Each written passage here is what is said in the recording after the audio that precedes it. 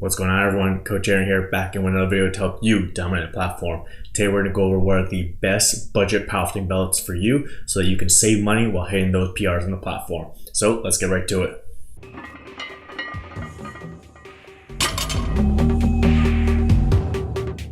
Alrighty everyone, welcome back my powerlifting people. Thanks for tuning in to another video and thanks for tuning in to my channel. If you don't know who I am and you're new to the channel, my name is Aaron Kamesi and I'm a powerlifting athlete, coach, meet director, and referee. So I make videos here on the channel to help those groups of people out with whatever knowledge I can provide. Hopefully you guys had a good weekend and you're off to a good start this week.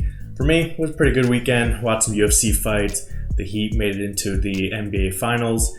The Dolphins won on Thursday. The only downside was that Florida State lost to University of Miami, but hey, you can't live in a perfect world all the time. In some of my previous videos, I've mentioned some other videos and some other playlists that I want to put together, and one of the ones I want to put together is called like Powerlifting Budget. I'm basically going over ways that you can save money or buy items in the sport of powerlifting that are the best bang for your buck. You're really getting your value out of it. There's a lot of people out there that say powerlifting is too expensive and there's so many things to buy with the membership and the entry fee and a belt and a singlet and shoes and wrist wraps and knee sleeves and all that kinds of stuff. Plus, if you're going to the competition outside your own city, you might have to be paying gas and tolls and getting a hotel room, plane ticket, all that kinds of stuff. So while there is some truth to this, especially when you start going higher level, whether it's regionals, nationals, or international competition, at the local level for a beginner powerlifter, especially if it's going to be your first powerlifting meet, then a lot of these things don't apply to you. And people try and focus on getting the most expensive things out there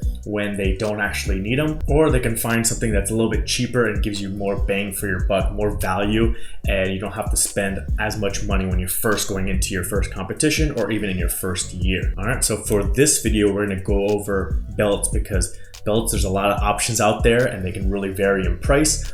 Also, depending on what level competition you're doing, they may only need to meet the specifications, or they might be on the IPF approved list, or if you're in a different federation like USPA, then it needs to be on their approved list. And also, because of that wide range in prices, you can really save money a lot here versus maybe some other item where it's only a small amount that you're saving and it might not even be worth it. In order to get to that middle of the road, what's the best bang for your buck belt, we want to look at what's on the extreme. So what's on like the top end of prices and what's on the bottom end of prices, some of the pros and cons to them, and then figure out why we're going to want to go with the middle of the road belt. Starting off with the top end belts, there's a number of them out there that are going to be $200 or more.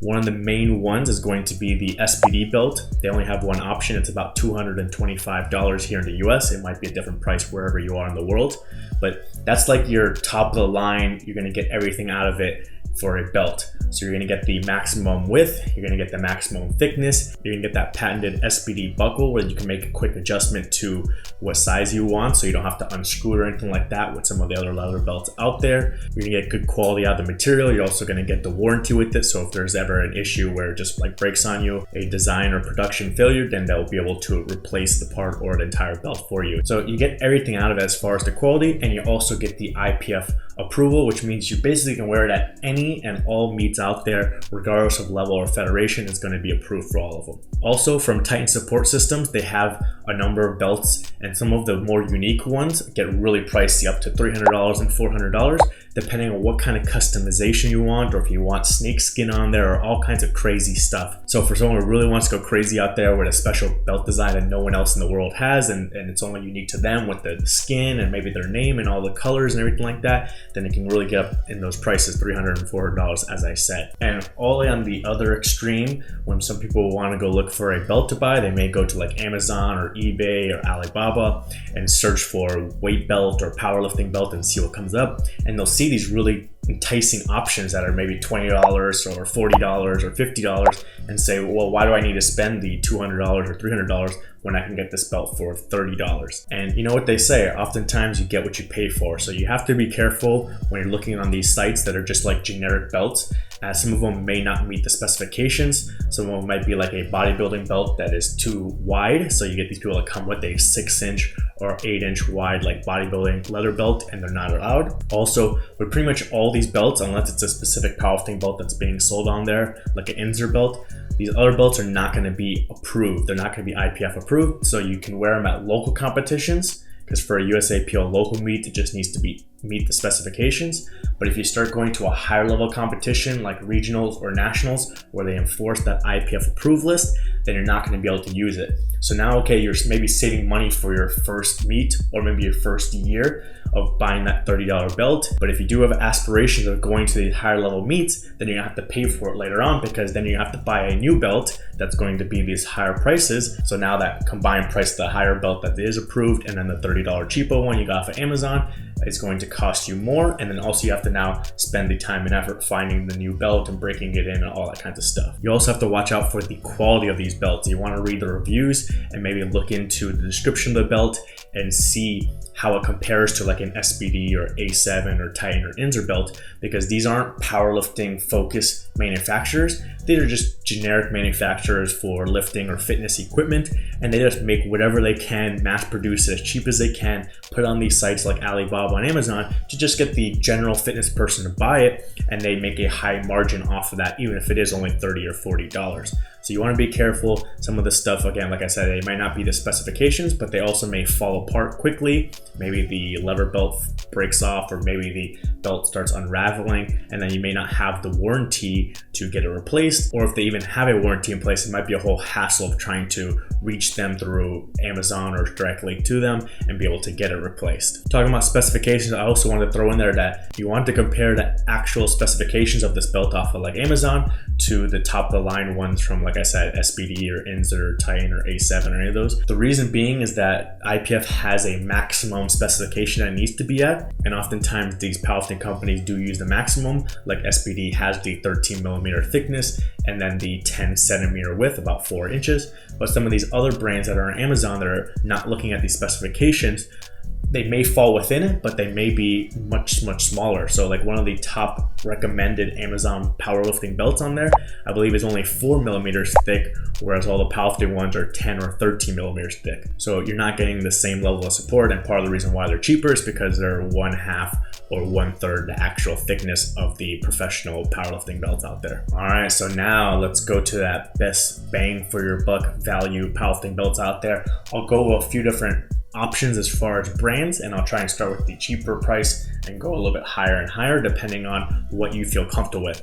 So the cheapest one that I recommend is also the one that I use, is a Inzer belt. So Inzer has their Forever belt line that comes in the 10 millimeter and 13 millimeter thickness, and they also have the prong and the lever option in case you want the quick release lever, or if you like the prong so that you can adjust the hole sizing based on how tight you want it on you. So I actually have the basic black leather belt option here from Inzer. It is a 10 millimeter thickness, so this one will run you about $90. If you do want the 13 millimeter maximum thickness, it's only a few bucks more, so we can just call it $100. And I've had this since 2011, so this is everything I've used for squat, bench press, and deadlift in all my competitions, except for the very first competition I did where I did not wear a belt. And I've worn this for raw and equipped. So this belt has gone through many training sessions and many meets, and it's gone through raw and equipped, and it's gone through me dropping on the floor and sweating on it and all that kinds of stuff. And it still lasts up very well. It is basically still as stiff as it was from the very beginning. It just conformed a little bit to my body, which is what the belt does when you kind of like break it in. And so this is one of the main belts I recommend for someone who's looking for that middle of the road value belt, because you are going to get the 10 millimeter or 13 millimeter thickness, which pretty much all powerlifting belts are. You can get the lever or single prong option. And then from there, you're also getting the IPF approval. So this is IPF approved, and it's going to let you be able to use it in any competition, regardless of the level or the federation. So then you don't have to worry about getting another belt if you're trying to go to the higher level competitions at a later point in your career. So with the 10 millimeter option, you're basically getting all the minimum specifications that you want. And with a 13 millimeter, you're also getting the maximum thickness to go with the width, and with the lever or prong option, IPF approval, you're getting basically everything that you want to get you started.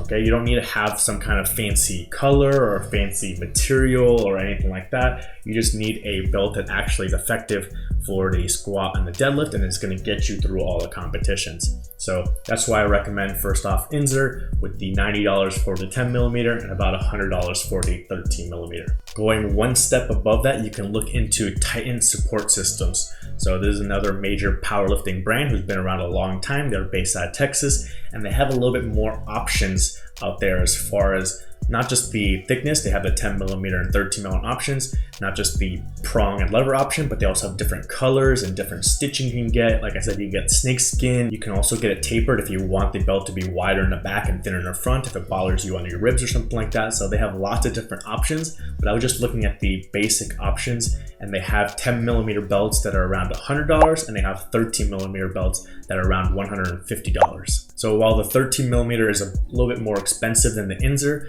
the 10mm kind of falls in line with the Inzer 10mm and 13mm. So now you have 3 different options from 2 different companies that are going to get you under half of what the SBD belt costs and way under the Titan top of the line individualized belts that they have there. And even with the 13mm Titan belt at $150, it's still saving you quite a bit of money compared to, like I said, that $225, $300, or $400. So then you can save that money or use it into some of these different items that we'll go over in future videos.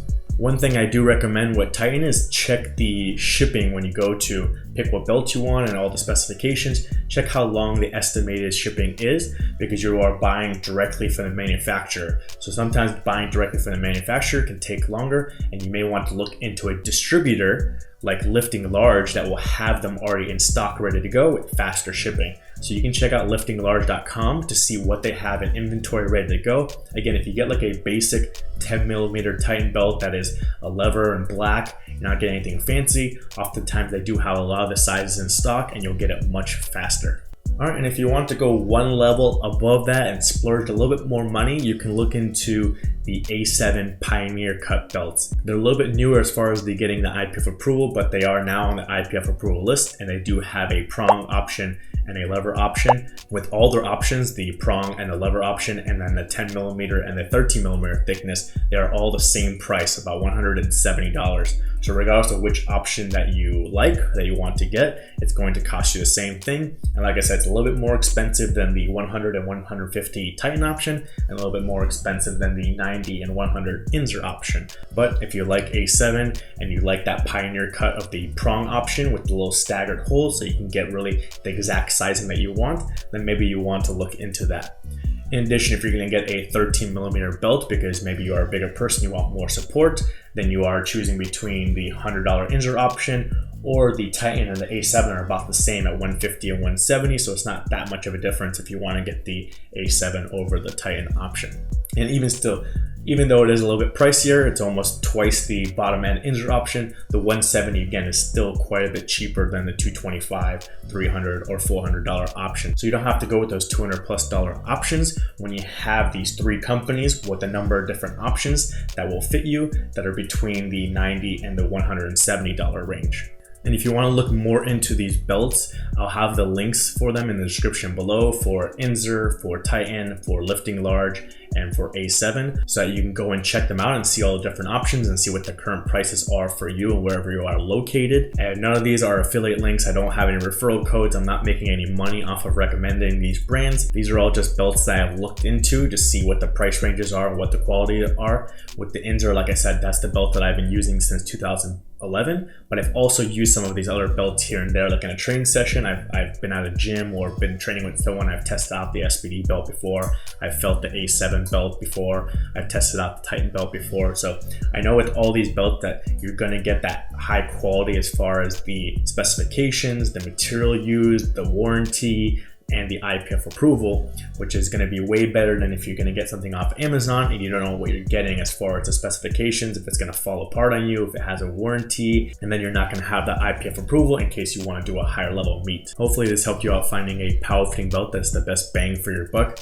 You can always comment below if there's another company that I missed out on that has a good quality belt at a good price, and I will look into it, and I can always add the link to it in my description with the rest of these brands so that people can go and check them out. But other than that, you can always check out my other videos that I have here on my channel. I do already have several videos going over shoes for the squat, bench press, and deadlift, so you can always check out those videos. I'll put the card for it above and in the description below. And you can always subscribe to the channel so you can see the videos when they come out, when I go over the best bang for your buck for other things like knee sleeves, wrist wraps, singlet, and those kinds of things. All right, hope you're having a good day and a good start to your week, and I'll see you next time.